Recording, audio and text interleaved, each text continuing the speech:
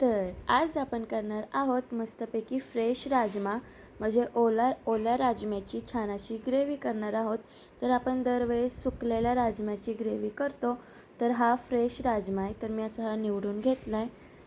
तर आता हा आपल्याला छान असा धुवून घ्यायचा आहे आणि सगळ्यात आधी आपल्याला हा राजमा शिजवून घ्यायचा आहे। तर मी हा धुवून घेते आणि कुकरमध्ये टाकून त्याच्यामध्ये 1-2 ग्लास पाणी टाकून 5 शिट्ट्या होईपर्यंत आपल्याला हा राजमा शिजवून घ्यायचा आहे।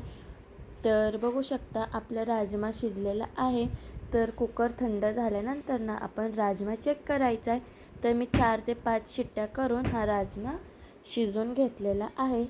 तर बघू शकता मस्तपैकी आपला हा राजमा शिजलेला आहे।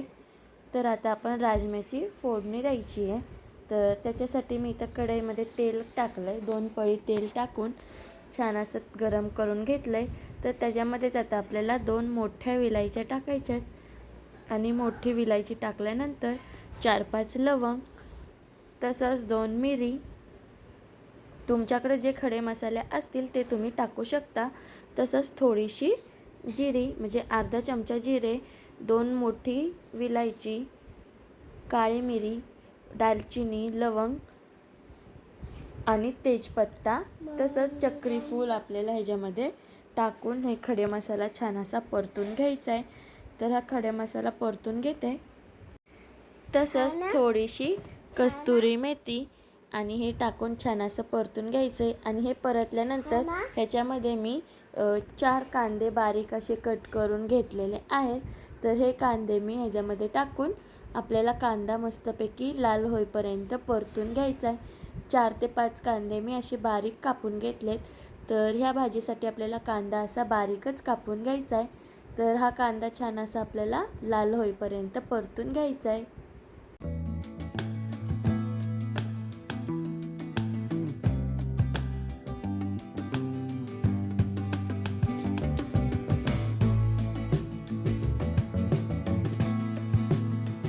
तर मी इथं मसाले घेतलेत, तुम्हाला मसाले दाखवते।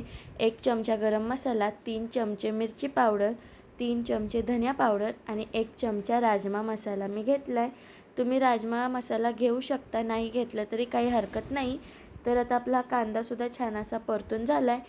तर इथं मी एका साईडला 1 पळी तेल अजून टाकलं आहे आणि त्या तेलामध्येच अद्रक लसूणची पेस्ट करून घेतली होती। ती पेस्ट ह्या तेलामध्ये टाकून आपल्याला छान अशी परतून घ्यायची आहे।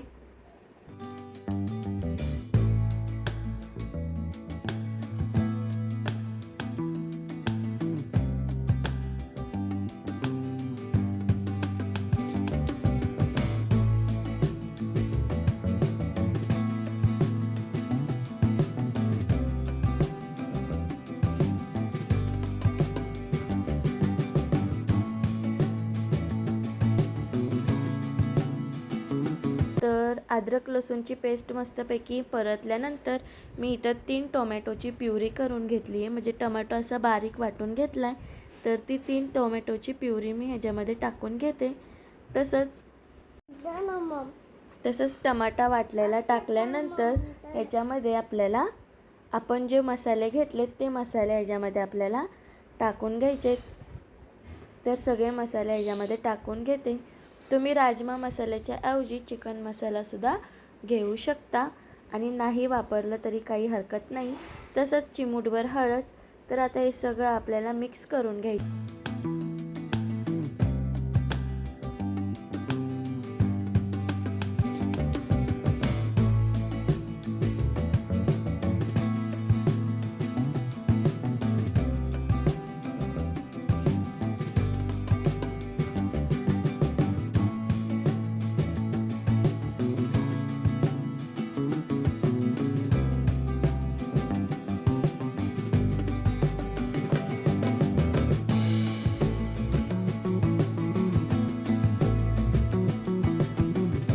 तर आता हे सगळे मसाले आणि प्युरी मिक्स झाल्यानंतर आपल्याला ह्याच्यामध्ये दही टाकून घ्यायचं आहे। दहीसुद्धा ऑप्शनल आहे, पण दही टाकल्याने छान अशी ग्रेव्हीला चव येते, म्हणून 1 कप असं मी दही घेतलेलं आहे।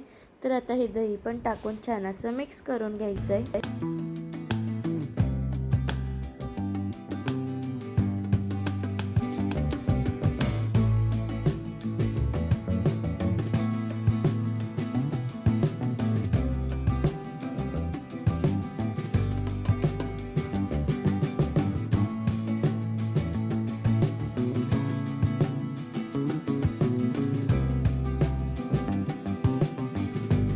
तर आता दहीसुद्धा छान असं मिक्स झाल्यानंतर झाकण ठेवून आपल्याला 5 मिनटासाठी छान अशी ग्रेव्ही शिजून द्यायची आहे. तर 5 मिनटानंतर बघू शकता छान असं ग्रेव्हीला तेल सुटलं आहे, तरी अजून ग्रेव्ही पूर्णपैकी शिजलेली नाही आहे. म्हणून एकदा मिक्स करून परत एकदा आपल्याला हे 2 ते 3 मिनटासाठी झाकून ठेवायचं आहे. टोमॅटो आपण कच्चा वाटल्यामुळे टोमॅटोचा वास आंबट यावा नाही, म्हणून आपल्याला ही ग्रेव्ही छान अशी परतून घ्यायची आहे. तर मी परत एकदा 2 ते 3 मिनटासाठी झाकून ठेवते. तर बघू शकता परत 2 ते 3 मिनटानंतर ग्रेव्हीला तेल किती सुटले, म्हणजेच आपली ग्रेव्ही म्हणजे परफेक्ट अशी शिजलेली आहे. तर आता छान असं हे तेल सगळ्या ग्रेव्हीमध्ये मिक्स करून घ्यायचं आहे.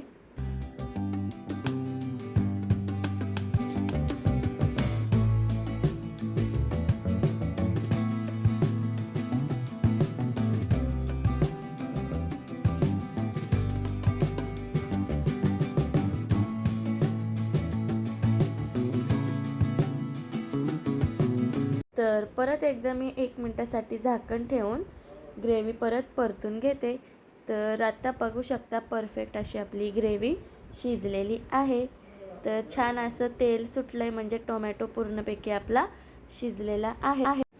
तर आता आपली ग्रेव्ही परफेक्ट झाल्यानंतर आपण राजमा शिजवताना जे पाणी टाकलं होतं तेच पाणी आपल्याला ह्या ग्रेव्हीमध्ये टाकून घ्यायचं आहे.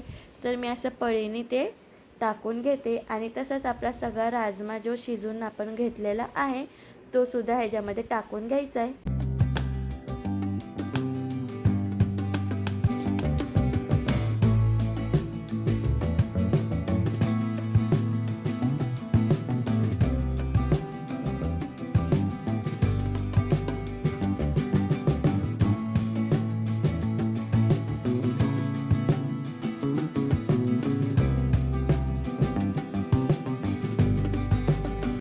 तर बघू शकता सगळा राजमा मी ग्रेव्हीमध्ये टाकलेला आहे आणि आता आपल्याला हे सगळं मिक्स करून घ्यायचं आहे. राजमा आपण आधीच शिजवून घेतला आहे, म्हणून जास्त वेळ ह्याला शिजवायचं नाही आहे. आणि जर तुम्हाला घट्ट करायचं असेल तर तुम्ही राजमा शिजवताना पाणी कमी टाकायचं आहे. तर आता हे सगळं एकजीव करून घ्यायचं आहे.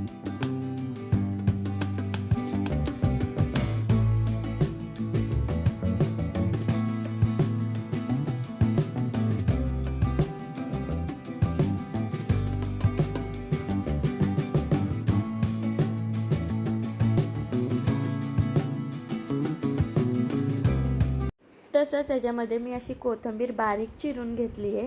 ती कोथिंबीर पण आपल्याला भरभरून टाकायची आहे, जेणेकरून छान अशी चव येते. तर कोथिंबीर टाकल्यानंतर परत एकदा आपल्याला हे छान असं मिक्स करून घ्यायचं आहे.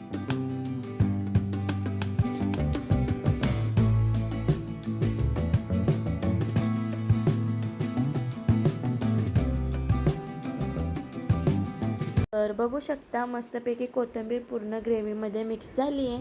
तर आता आपल्याला झाकण ठेवून परत एक 5 मिनटासाठी छान अशी आपल्याला उकळी फुटून द्यायची आहे.